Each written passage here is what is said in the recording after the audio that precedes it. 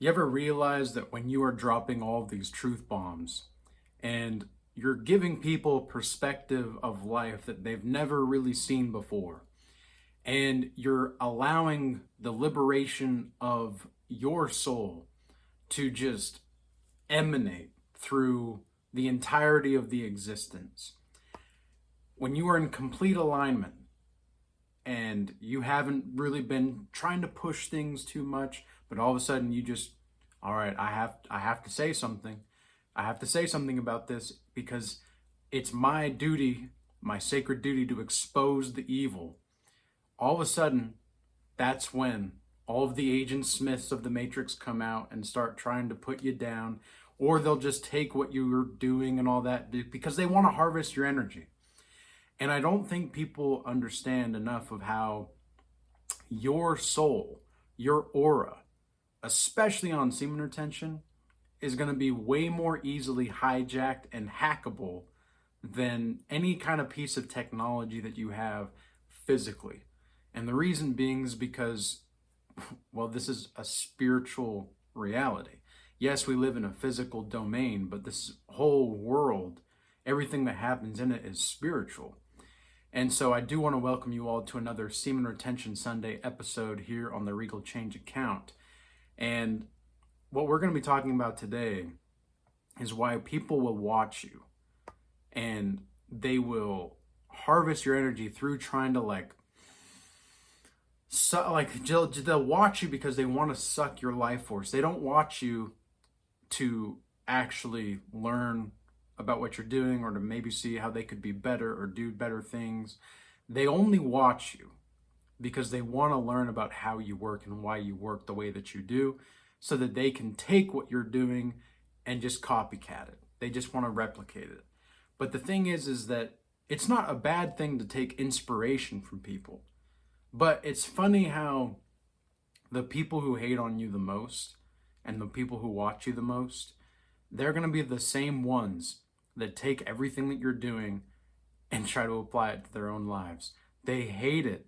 They hate that they can't stand you being who you are. And on semen retention, it's going to be magnified. Everything about life is really magnified on semen retention.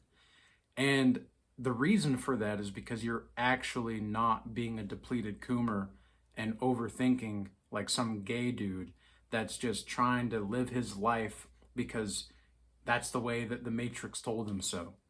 All right. The thing is you can call the Matrix whatever you want. The simulation, the system, the Matrix, whatever you want to call it. And what that actually is just, it's the mechanism of the physical world to keep you in a constant time loop. Because if you're in a constant time loop, if you're on the merry-go-round of dick measuring contests with material things and all that, as I call it, then, and if you're not getting off the merry-go-round of time and dick measuring contests, then, or material measuring contests, then you're going to actually get to a point where you can free yourself from time. It's amazing. And semen retention is one of those ways that you can get a cheat code in the Matrix to get out of that time loop rather, and just get out of time in general, because I don't really see time anymore. I don't see, yes, it's there. I obviously have a calendar and all this stuff, but it's like when you realize that your whole, this whole existence and your whole existence is proof of you being timelessness to some degree. Like you are an entity, a spiritual, how do I say this properly? You are a spiritual interdimensional entity / being that is timelessness. When you get to that point to where you realize that, you don't just know intellectually, okay? Because a lot of people will know this intellectually. They can get it intellectually, but they don't know it here. They don't know it here in their heart. And the only way to know it there in your heart is to actually experience things. You have to get out there and experience things, and you have to be mindful of this though, because the more you experience things, the more people are going to watch you. They might not try to even make it seem like they're watching you. But the thing that I've seen, especially in my dreams as of late, which it's interesting because I had a one-on-one session with someone yesterday, and this person was talking about familiar spirits in their dreams. And it's interesting that this person brought that up because I've been experiencing the very same things. And what familiar spirits are, if nobody knows what familiar spirits are, is that they are demonic entities that try to take the shape or the form of people that you know or used to know in dreams. And these people are usually trying to get something from you. For example, there's a dream that I had recently where I was walking into a place where my grandparents on my mom's side used to live. And I went back there because there was something there that I needed to learn about. There was something more I needed to learn. And so I went back there, and the whole road was no longer a road. It was like this big, long, black castle. And it wasn't really like a castle per se, but it was like this really, it looked castle-like, let's say that. And so I went and I walked around a little bit, and then in between the castle, like it was like the castle was built here, and then there was my grandparents' house, and then the castle was built again. And so the house was in between like these castles, like this big black castle type of thing on this road. And so I went into the house to look for what was going on, and it was on my dad's side, there were aunts and uncles on my dad's side in the house that shape-shifted into women that I used to know, and women that I told them that we're not compatible with. Like, I'm not compatible with them, and we're not compatible with each other, romantically speaking. And it was very weird. It was very strange how these familiar spirits, they wanted to be romantic with me, and they wanted to be hypersexual with me. They wanted my energy. They wanted to harvest me. And when I didn't let them, they got very upset, and they tried to force themselves on me. Like, both aunts and uncles. It was disgusting. And what I learned from this is that there are some people, there are some demonic entities that are like glorious in the like they're sitting there in the castle, right? And there's a whole bunch of symbolism that could be going in behind these things. But in my family, I mean, there's a reason why I'm in no contact with my family, and I haven't been in contact with my family for years. It's because there's some weird stuff that I knew was happening, but they didn't want to talk about. And so that was just one of the aspects of everything, right? And I'm not saying, incest was part of that, but I have strong suspicions of, like, the family that I was in. I call them my blood family, because family is really not your blood. It's who you choose to be loyal with, really. And so these people that were in my blood family, I know they were doing some weird stuff, not just with that, but with other things, with criminal activity as well. In the past, there's some weird stuff happening, and I just knew that I needed to get away from that. And so as far as like my experience with this and in the dreams that I've had, it demonstrates that these people are still trying to watch you through the spiritual domain, and you got to be mindful of this. But the reason I'm not afraid to talk about it is because I'm like, come on, I've got Jesus with me. I've got Jesus Christ with me. Do you think I'm actually scared of these demonic entities, these shape-shifting entities, these familiar spirits that want to harvest my energy? Do you think that I'm afraid of you? No, I'm afraid of God. I have fear of the Lord. And so it's not that I fear God because I'm fearing his tyrannical whatever. It's that I know that Jesus Christ is someone to be revered, and ultimately he has authority even over those demonic entities. And I know, like the story of Job, Job was tested. There's many other examples in the Bible of people that have been tested. But the thing that I think is so encouraging about the book of Job is that when Job and Satan basically make a bet on Job's life, that Job will still remain true to God and he will not curse God, even if Satan takes away everything and, does all these terrible things, makes him sick, all these things. Job is still going to be, he's still going to be giving glory to God.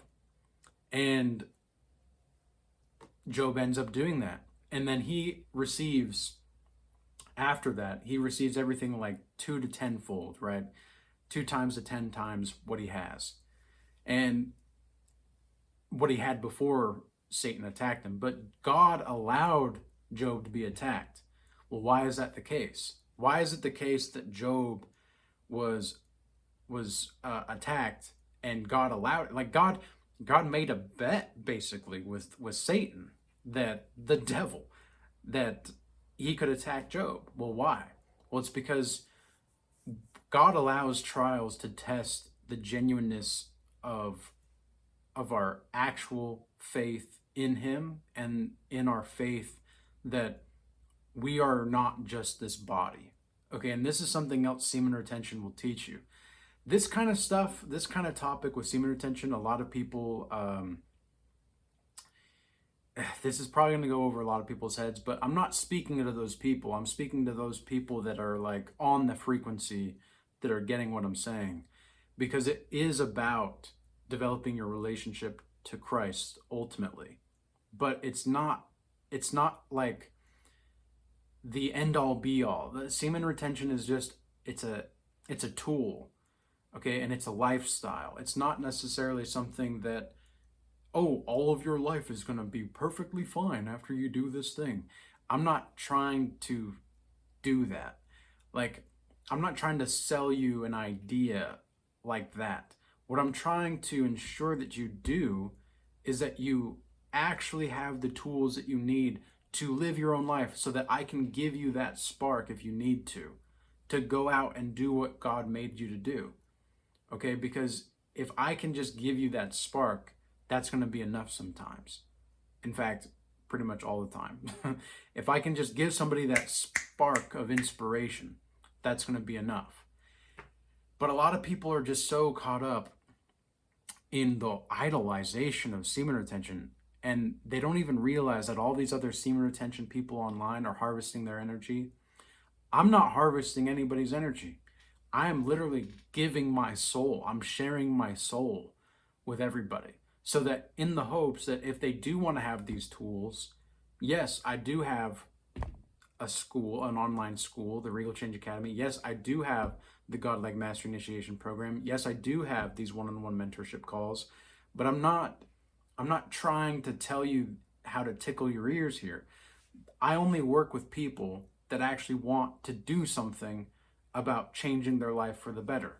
And that's who I'm targeting here with these kinds of videos. I'm not just speaking to people because I want to give them something interesting to listen to or to talk about, or to tickle their ears, right? I'm not on that merry-go-round of dick measuring and material measuring contest. I'm not on that.